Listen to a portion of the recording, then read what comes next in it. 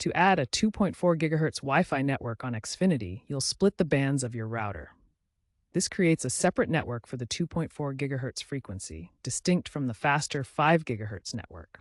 The 2.4 GHz band offers greater range and better wall penetration, up to 150 feet, making it ideal for older devices or those needing extended coverage. It has slower speeds of 50 to 150 megabits per sec. Newer Xfinity gateways like the Xfi Advanced Gateway XB8 support this feature. By creating separate networks, you optimize performance and ensure compatibility for devices that only use 2.4 GHz, such as older IoT devices like smart bulbs or thermostats. Open the Xfinity app on your smartphone or visit the web portal on your computer.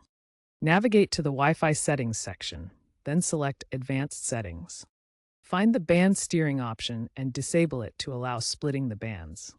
Create a new network name, or SSID, specifically for the 2.4 GHz band, such as Home 2.4G.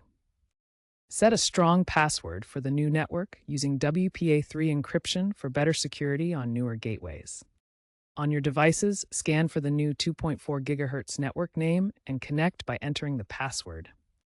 Splitting bands improves speeds and reliability for older 2.4 GHz devices and newer tech supporting 5 GHz or 6 GHz bands.